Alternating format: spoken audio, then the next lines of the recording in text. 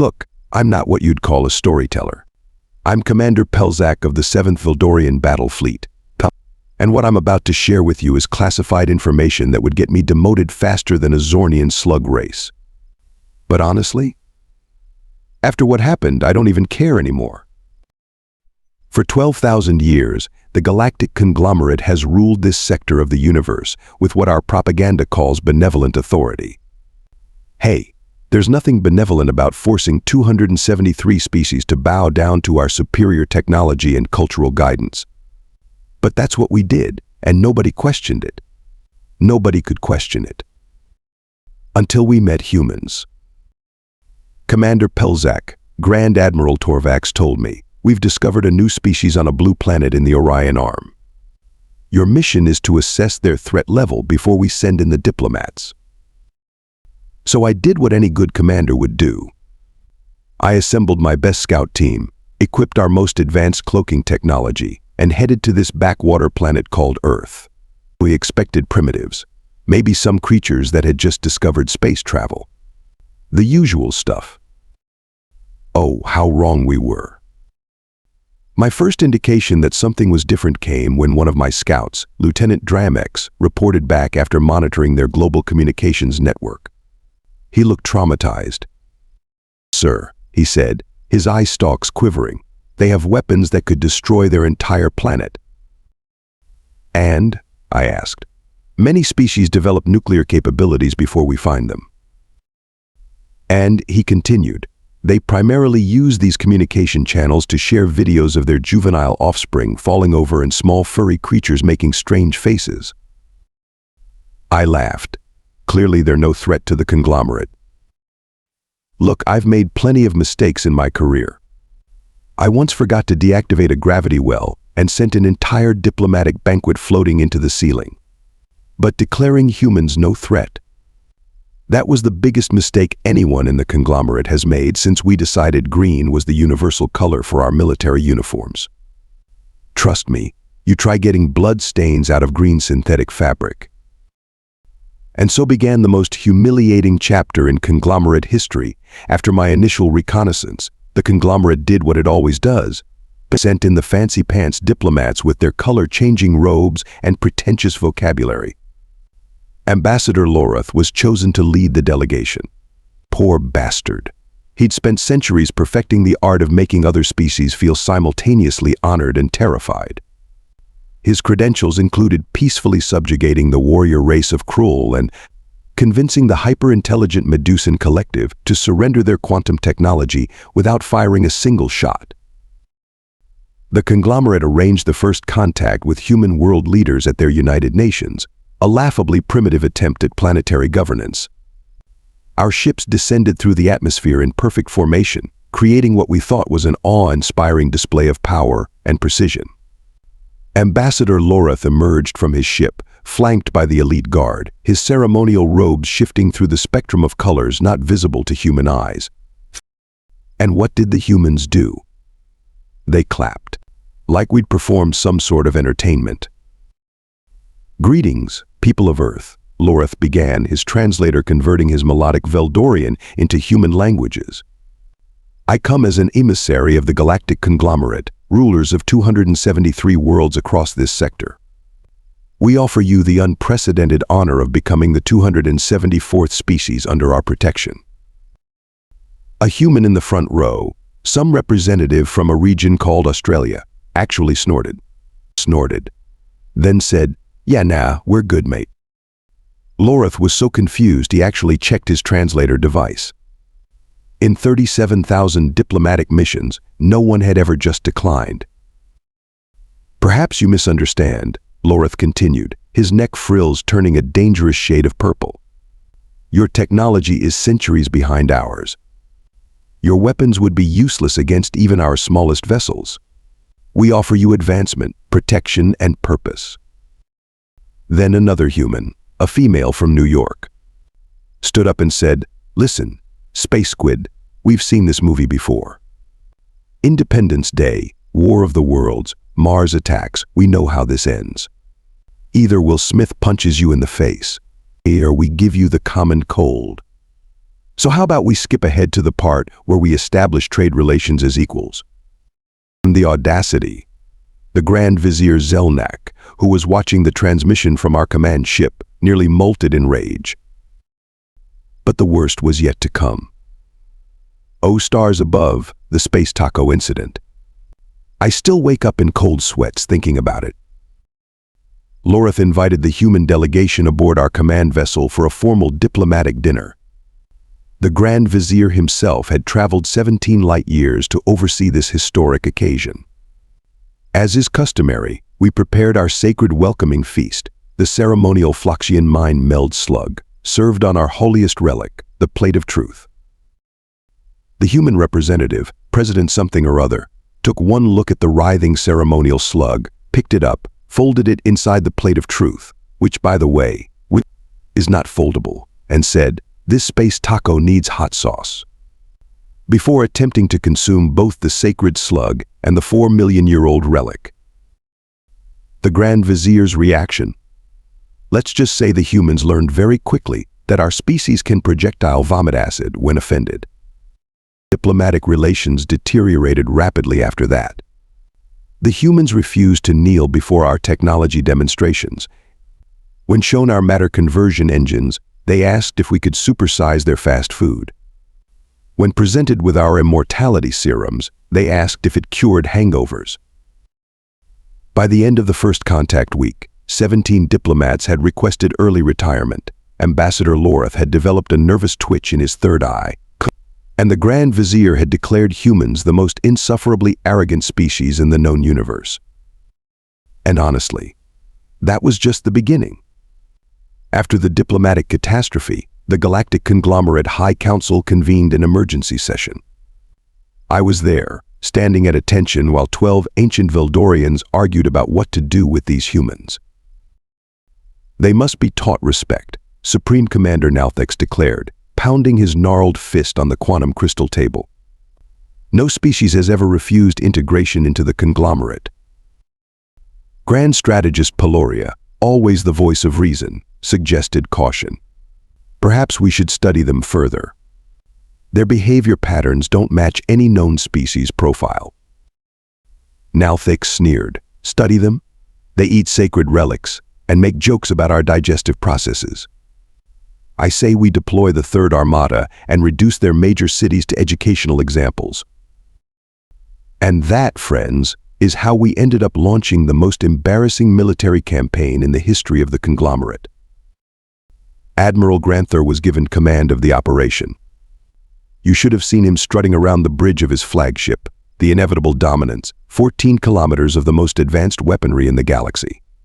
His confidence was, shall we say, astronomical. "We'll position the main fleet in orbit," he announced during the final briefing. "Deploy neutrino disruptors over their 7 continents simultaneously. Their primitive detection systems won't even register our presence until their communication networks fail. Within 6 hours, they'll be begging for mercy." I remember raising a concern. "Sir, our intelligence suggests the humans have a high tolerance for adversity and unpredictable response patterns." Granther laughed. Actually laughed. "Commander Pelzak, they travel using combustion engines and still argue about the shape of their own planet. What could they possibly do against quantum phase shields and dark matter cannons?" The answer, as it turned out, was a lot. The initial attack went exactly as planned. We positioned our ships, engaged cloaking fields, and prepared the neutrino disruptors. But just as Granther gave the order to fire, something unexpected happened. Our ship's systems began behaving strangely. The tactical display on the Inevitable Dominance suddenly went dark.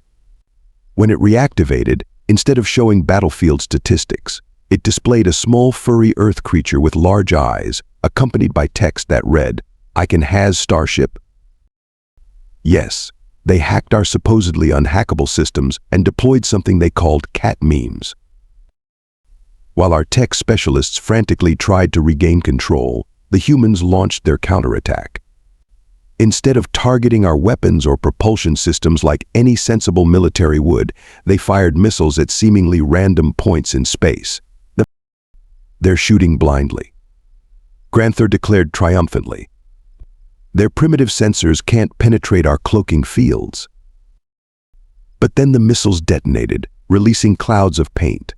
Paint, brightly colored, ordinary paint that drifted through space and stuck to our invisible ships, effectively outlining our entire fleet in neon pink, yellow, and something called lime green. Evasive maneuvers. Granther screamed, but it was too late. With our positions revealed, the humans launched their second wave, thousands of small, agile fighters that swarmed around our capital ships like insects. They weren't trying to destroy us, just humiliate us. Some attached enormous magnetic bumper stickers to our hulls that said things like "My other ride is your mom and honk if you abduct cows."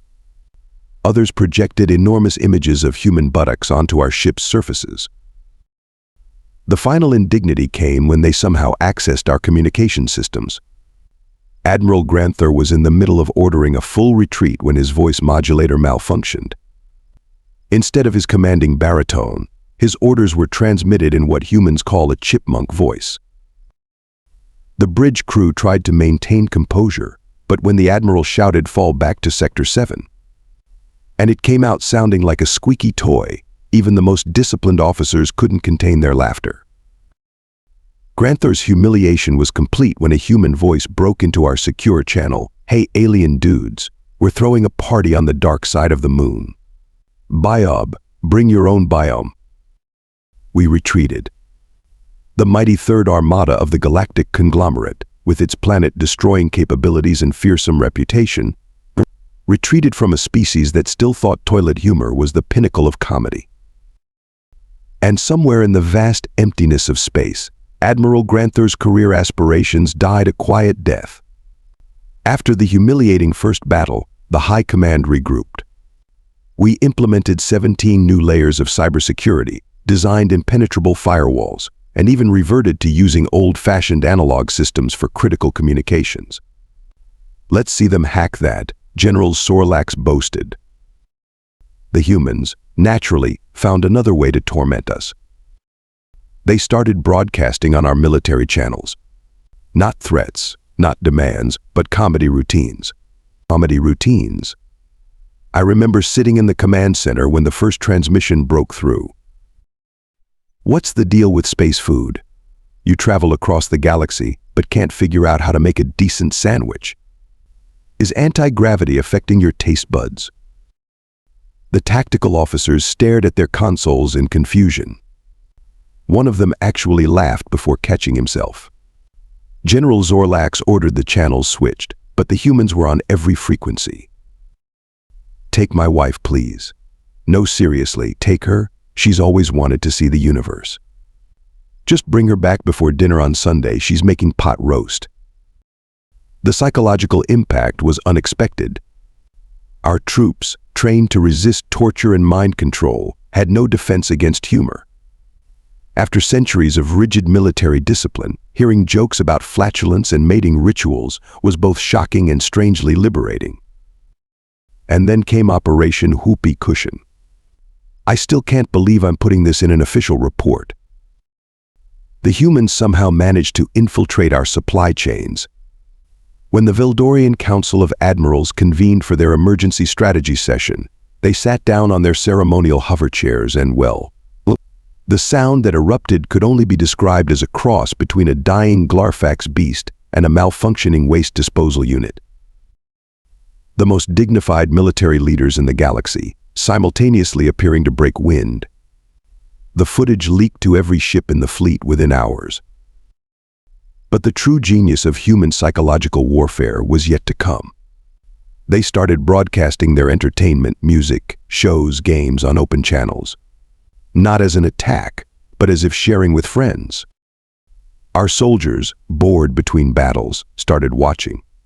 Just out of curiosity, they claimed. Just to understand the enemy better. I caught my second in command, Lieutenant Drex, moving his foot in rhythm to something called funk. When questioned, he sheepishly admitted to downloading a playlist of Earth music. "It's called disco, sir," he explained. It's actually quite mathematical in its structure. By the third week, contraband Earth entertainment was spreading faster than a Rigelian fever through our ranks. Crew members were exchanging human phrases, attempting their strange gestures, and worst of all, questioning orders. Why do we have to conquer every species we meet? One junior officer asked during a briefing. These humans seem to be doing fine on their own. The High Command's frustration reached its peak when Admiral Zelvex, the most decorated officer in the fleet, was caught watching something called reality television during a critical strategy meeting. I need to know if Barkston will choose Kimberly or Jessica in the final ceremony, he explained when confronted. I've invested 16 episodes in this narrative. The conglomerate's carefully cultivated military discipline was crumbling before our eyes. High Command issued orders to block all human transmissions, but it was too late. The damage was done. As Supreme Commander Nalthex put it in his increasingly frantic messages, we came to conquer their planet, but they've conquered our minds with nonsense. And honestly, the nonsense was just getting started. Just when we thought the situation couldn't get more humiliating, the humans decided to go on the offensive. Yes, you heard that correctly. This species, barely out of their own solar system, with technology that would make a Veldorian toddler's toys look sophisticated, decided to invade us. The first sign of their counter-invasion came when our border outpost on Proxima Centauri E detected unusual activity. A fleet of human vessels, cobbled together from what appeared to be repurposed cargo ships, with weapons systems that looked like they'd been designed by imaginative children, warped into our territory. I was reassigned to the defense of the Centauri sector, and that's how I got my first real, up-close look at human soldiers in combat. May the stars preserve us all. They didn't move like proper military units. There was no formation, no discernible strategy that followed any known tactical doctrine. Instead, they seemed to operate on something they called vibes and gut feelings. Dude, I just feel like we should go left here, I heard one soldier tell his commanding officer over an intercepted communication. And the commander replied, yeah, man, I'm getting that energy too. Let's roll left. That was their battle plan. Vibes. And somehow it worked.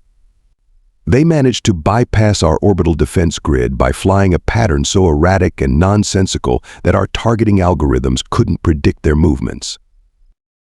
Then there was their combat behavior. They played music during firefights. Music. Loud, pounding rhythms that they called boss battle soundtracks.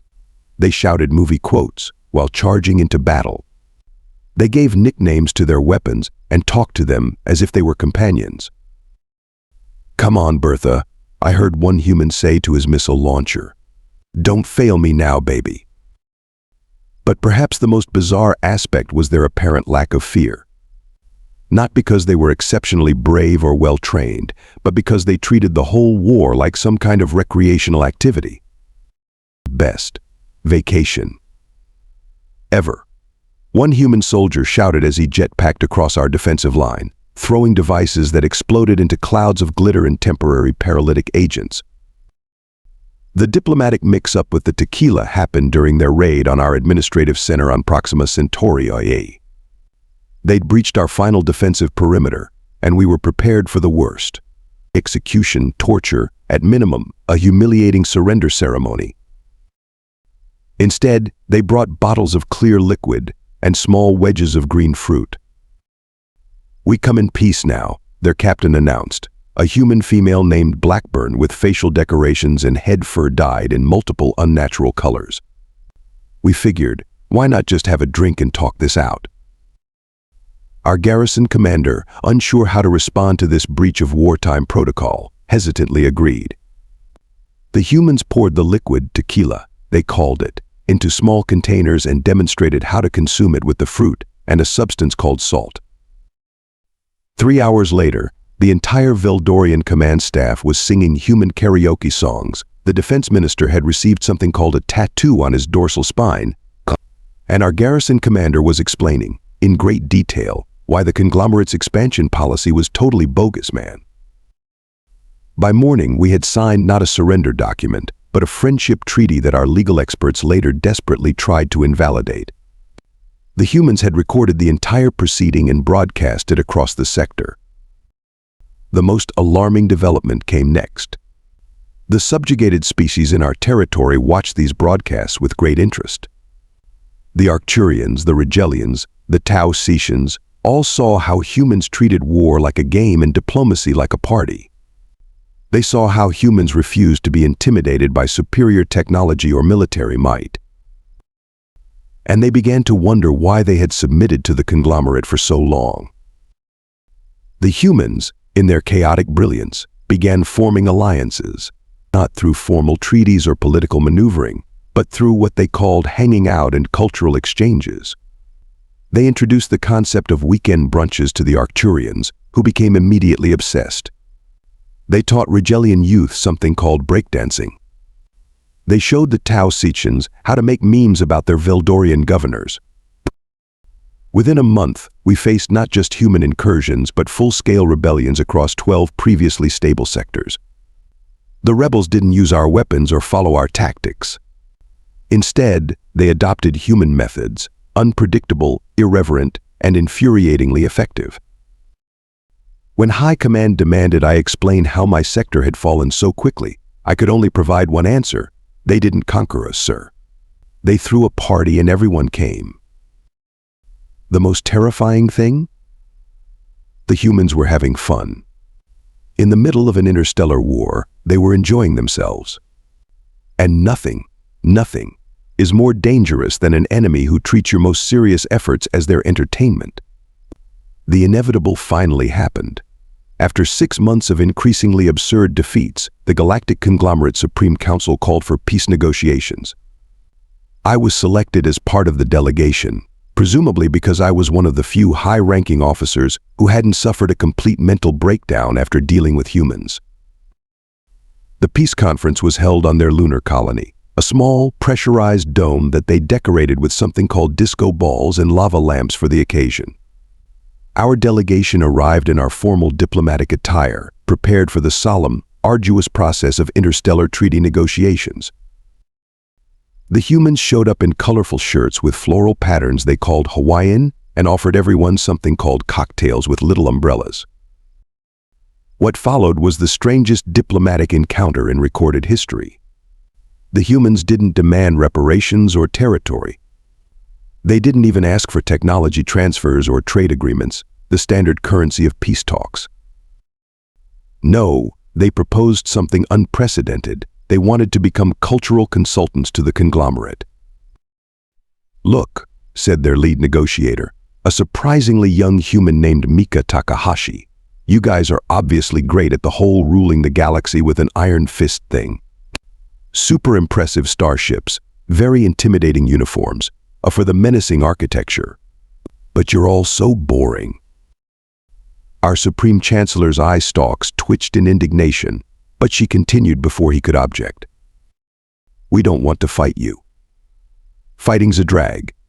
What we're proposing is a cultural exchange. You let all these planets you've conquered develop their own identities again, ease up on the whole bow before us routine, and we'll help you not be such colossal buzzkills. Everybody wins." And somehow our leaders agreed. Perhaps it was exhaustion. Perhaps it was the 4th round of those umbrella drinks. Whatever the reason, the Galactic Conglomerate, scourge of 1,000 star systems, conqueror of countless civilizations, agreed to take lessons in chilling out from humans. That's how I met Dax Morgan, my assigned human cultural attaché. An irreverent, endlessly curious individual with a penchant for what they called dad jokes and a baffling enthusiasm for everything Veldorian. "Dude, your homeworld has 7 moons," they exclaimed during our first meeting. "Do you know how awesome your tides must be for surfing? We gotta go." I expected to detest them. Instead, I found myself looking forward to our cultural exchange sessions. Dax taught me about human holidays and weekends, the revolutionary concept of scheduled non-productivity. I taught them Veldorian meditation techniques, which they insisted on practicing while upside down for some reason. We became friends, a concept previously alien to me in my centuries of military service. Looking back now, I understand what happened. The conglomerate had conquered hundreds of species through superior firepower, technology, and strict hierarchical control. We'd encountered resistance, even fought wars, but always prevailed through overwhelming force and discipline. Humans defeated us because we had no defense against their greatest weapon, irreverence. Their absolute refusal to be intimidated, their baffling ability to find humor in everything, including their own potential annihilation, their insistence on enjoying life, especially, when facing superior forces. How do you conquer a species that turns your invasion into a party? How do you intimidate beings who respond to threats with jokes? How do you maintain rigid control over a galaxy that suddenly discovered laughter? You can't. We couldn't. And frankly, the conglomerate is better for it. Different, unrecognizable from what we were before, but better. Just don't tell the Supreme Chancellor I said that. Some things never change.